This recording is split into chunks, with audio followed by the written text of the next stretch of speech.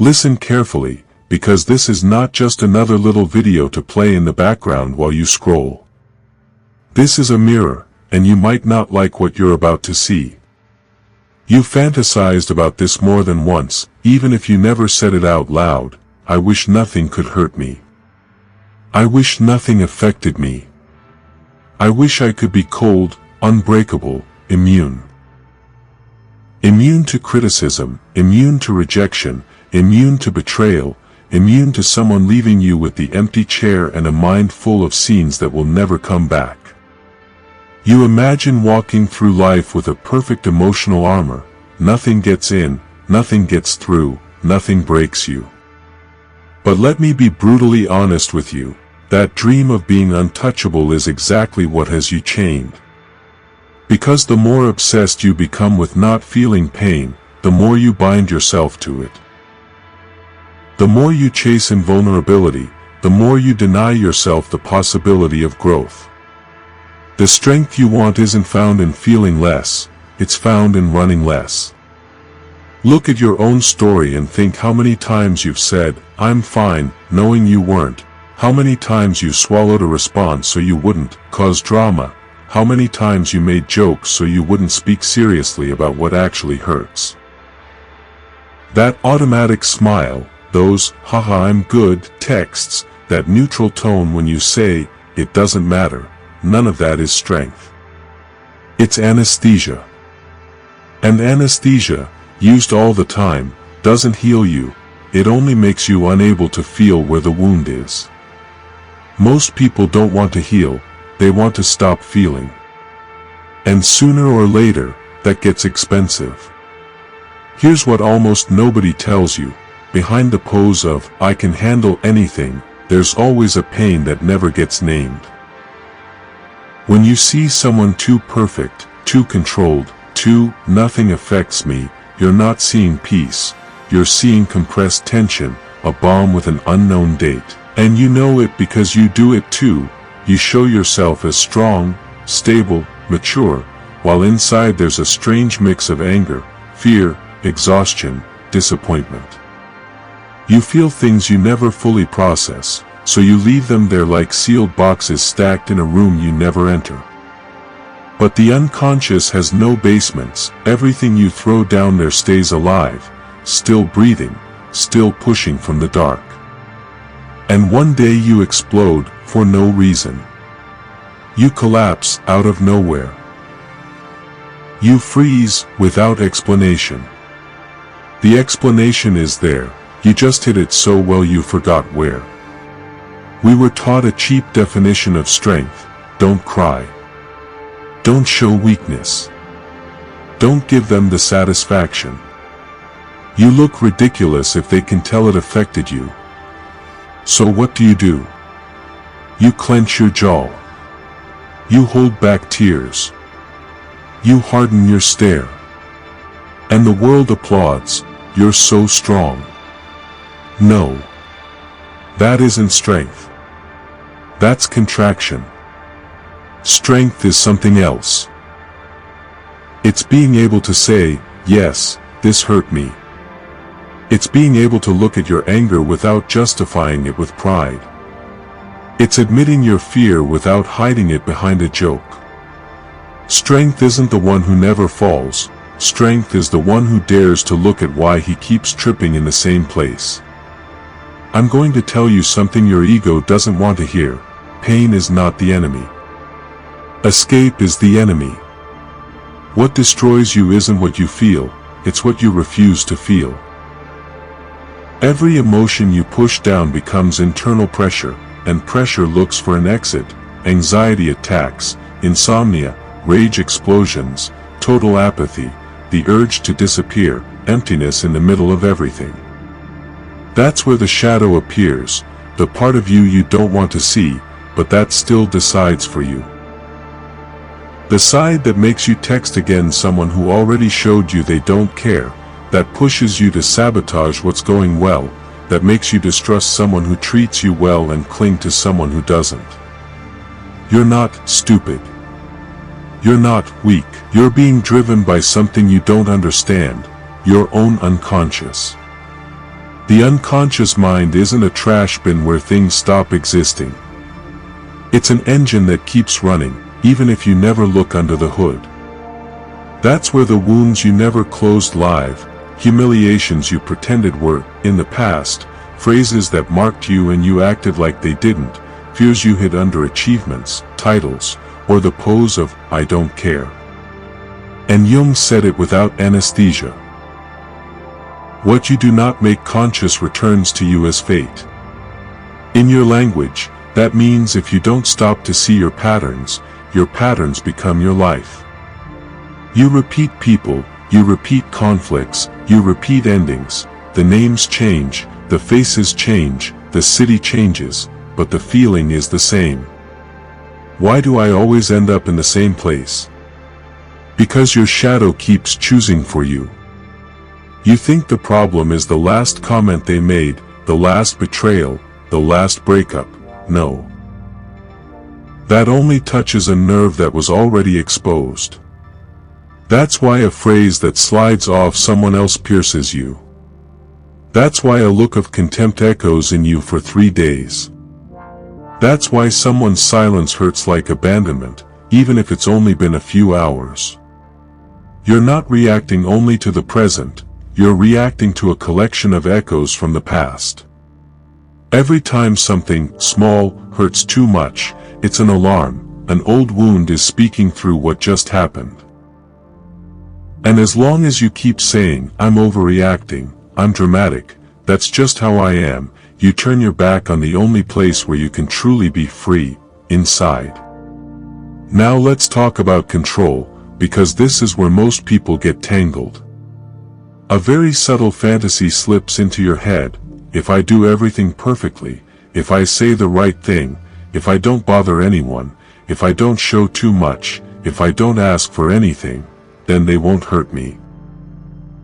And you become an obsessive strategist, trying to anticipate every reaction, every gesture, every possible conflict. You scan everyone's mood, you read between the lines, you blame yourself for things that were never yours.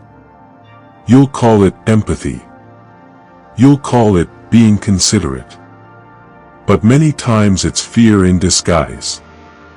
You try to control the uncontrollable, the mind and heart of other people, and in that attempt you lose the only thing you could have governed, your inner world.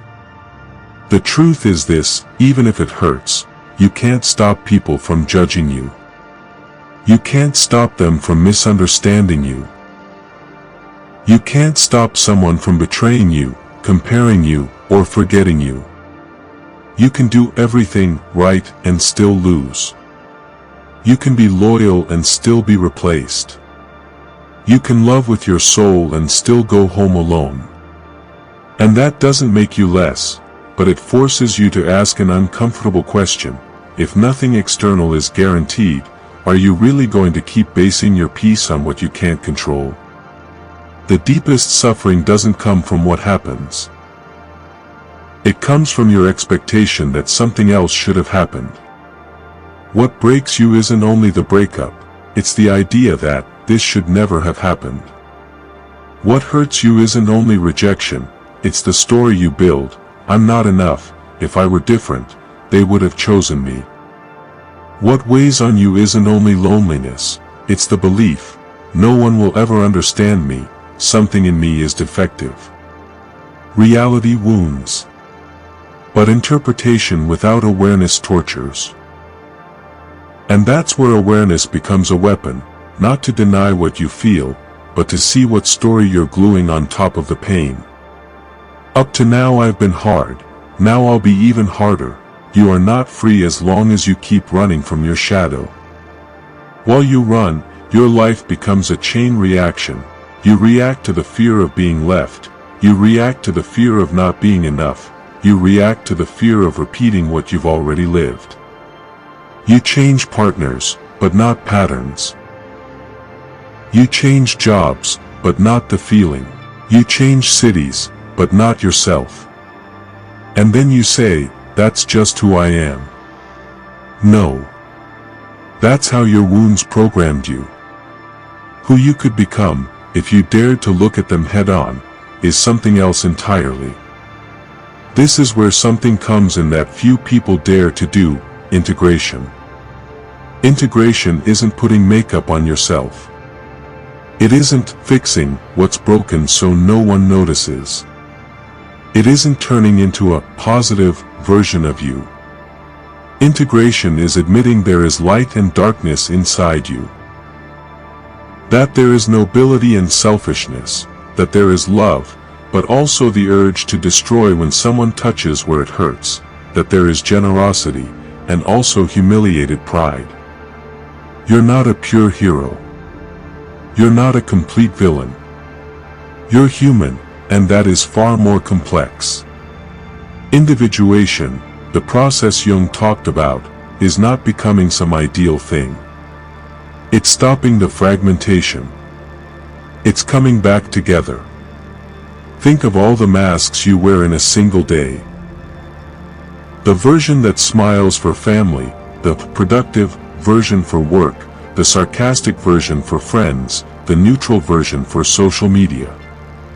And then there's that version of you that almost never sees the light, the one who stares at the ceiling at night, the one who asks, "What am I doing with my life?" The one who feels a void that nothing that should fill it actually fills. That silent version is the realest one, and it's the one you listen to the least. Integration is giving it a voice. It's stopping the sacrifice of yourself on the altar of what they expect from me. It's letting your shadow, rather than sabotaging you from below, speak, express, and be understood. I'll put it in battle language, because you're in one. As long as you don't know your shadow, you fight blindfolded. You get hit from the inside by thoughts, emotions, impulses you don't understand, and instead of asking, "Where is this coming from?" you just say, "I'm weird, I'm too much, I'm not enough, I'm a problem." No. You are a battlefield. And you're fighting an enemy with your own face, one you never wanted to look at directly. When you begin to make the unconscious conscious, the enemy stops being in the dark. You see it, and when you see, you can decide. It doesn't mean it stops hurting, it means it stops ruling you. Now let's talk about suffering. You were trained to believe suffering is pure waste, that you're only okay when nothing hurts, that if you're broken, something went wrong. But suffering, when lived with awareness, is not punishment, it's a teacher. It's not telling you, you are less. It's telling you, something here is unfinished. Every crisis you've lived has opened space in you that didn't exist before, a new question, a different sensitivity, a depth you wouldn't have had without that blow. Think of your darkest moments. Did you come out just as superficial, or did something in you become more serious, more real, more careful with other people's souls? That doesn't justify the harm others did to you. But it shows you this. If you dare to move through the pain, you don't come out the same. The problem is that instead of moving through, we usually numb, we fill silence with noise, we fill emptiness with screens, we fill loneliness with people we don't even want, just so we don't have to be with ourselves. We say, "I don't have time to think about that," but we have time for hours of distraction. It's not lack of time, it's fear of what you'll find when the noise ends. And I understand, it's scary, because when you finally sit in silence, everything you avoided for years shows up: unfinished grief, unspoken guilt, decisions you didn't make. But hear this: what scares you to look at today is exactly what will give you power over your life tomorrow. They also sold you the idea of emotional armor. Don't get attached. Don't be intense. Don't show too much interest. Don't open up, because they'll use you. So you become someone who doesn't feel that much, doesn't get too excited, doesn't expect too much.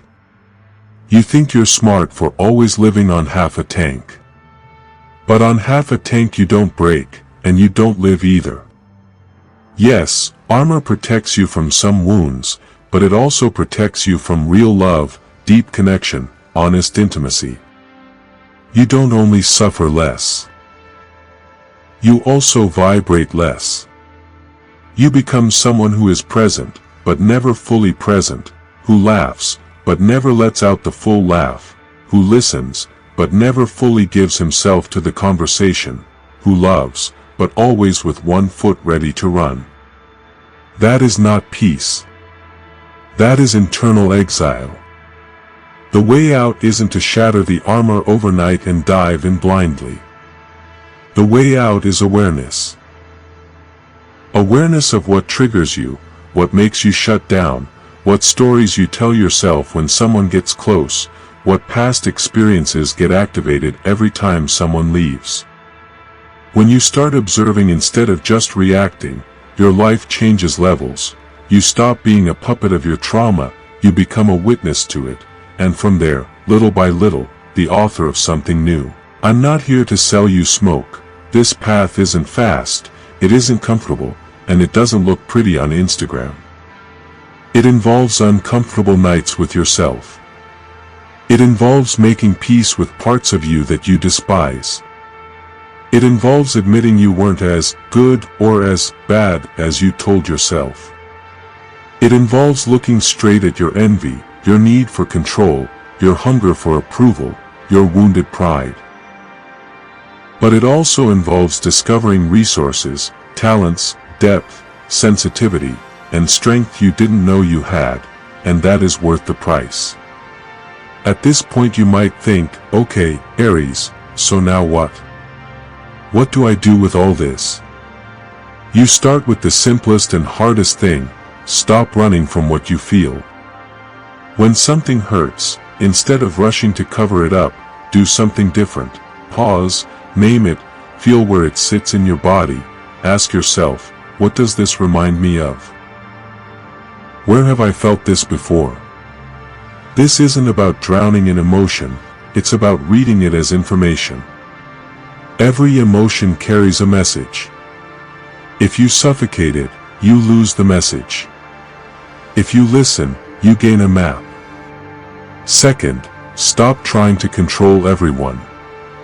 Watch yourself when you start anticipating reactions, rehearsing dialogues in your head, imagining how you should speak, move, or write so no one will judge you. Right there, say silently, I can't control this. I can only control who I choose to be in the middle of this. And repeat it like a disciplined prayer. Because that urge to control doesn't come from intelligence, it comes from fear. It comes from the childish idea that if you do everything perfectly, if you don't inconvenience, if you don't demand, if you don't show yourself, then no one can hurt you. That idea sounds logical, but it's a trap. It makes you a slave to a theater where you're always the actor who adapts, corrects himself, and shrinks. Look at how absurd it is. You spend your life trying to guess what others want, and in that effort you forget what you need.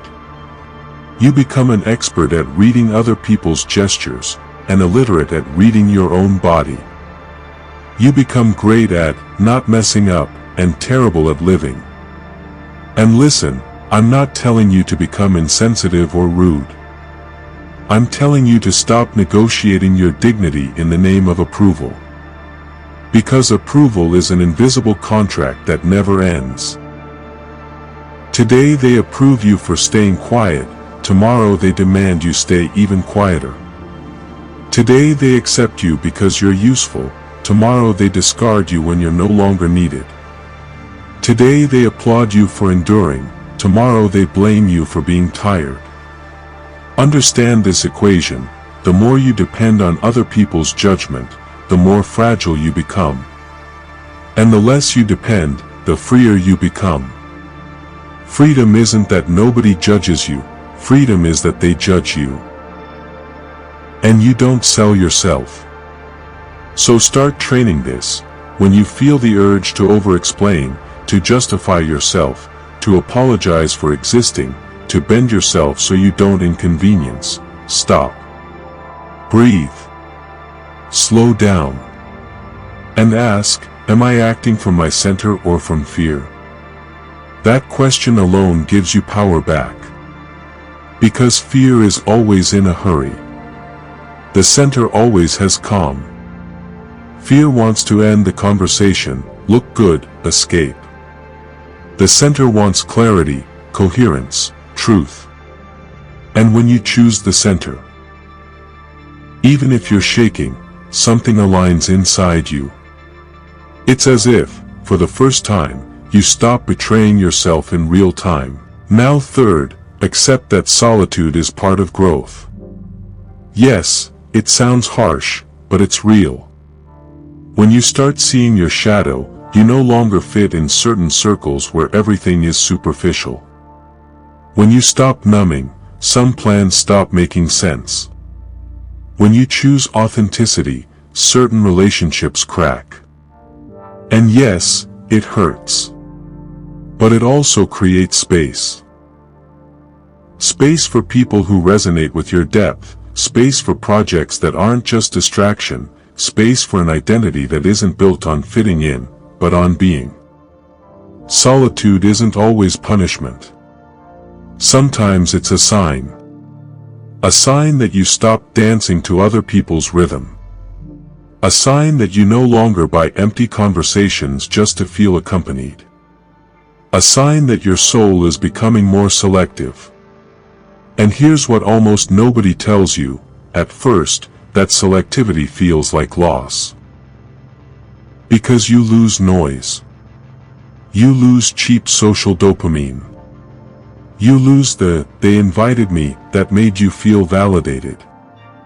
You lose the excuse of, I don't have time, that kept you from facing yourself.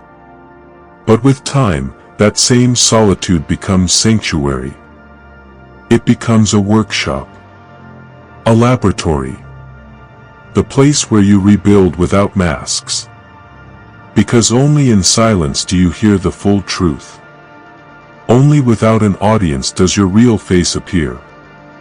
Only without distractions do you realize what thoughts chase you. And that's where the men who grow separate from the men who only age. The man who grows learns to be with himself without running. The man who ages needs noise so he won't hear himself.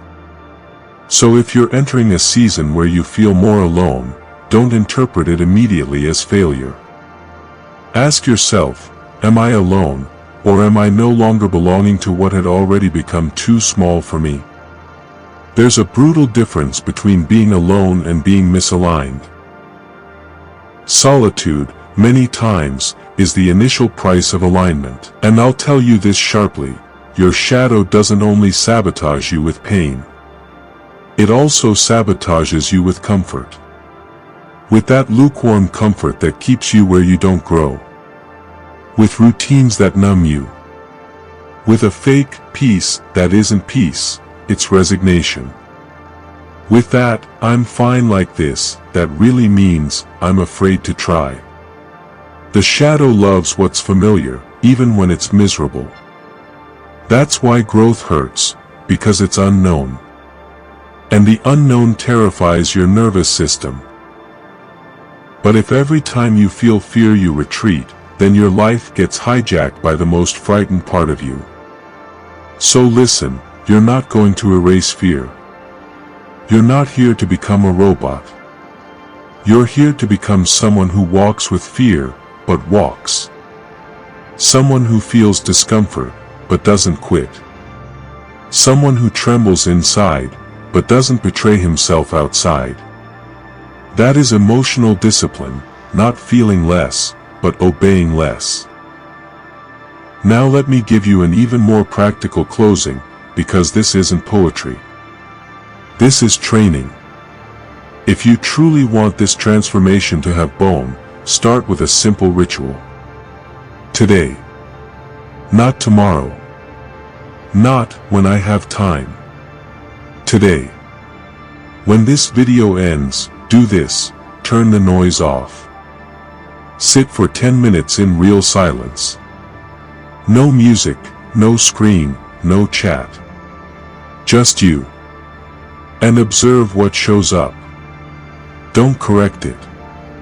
Don't judge it. Observe. If anxiety hits you, observe it. If sadness appears, observe it.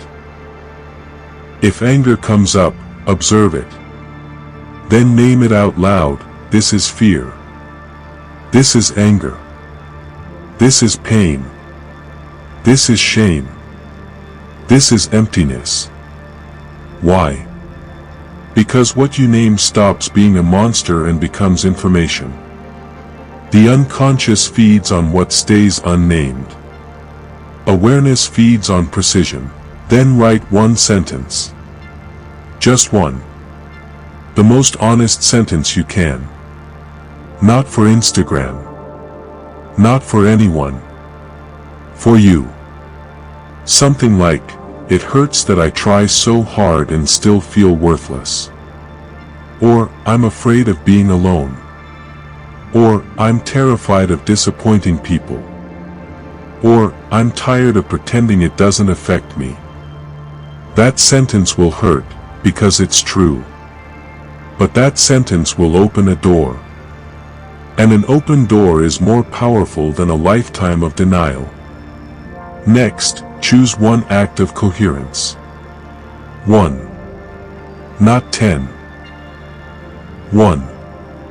Something small but real, a message you need to send and you've avoided for months, a boundary you need to set, a no you need to say, a basic habit you will keep tomorrow, a step that pulls you out of victim mode and into author mode. Because awareness without action becomes torture, you see your prison but stay inside. And action without awareness becomes repetition, you do things, but you don't change. Let me summarize it as Aries Legion, no decoration, you're not weak for feeling. You weaken when you run from what you feel. You're not weird for having shadows, you become dangerous to yourself when you deny them. You're not a victim of everything that happened to you, but you are responsible for what you do with it now. And here is the core, the goal is not to become a cold rock.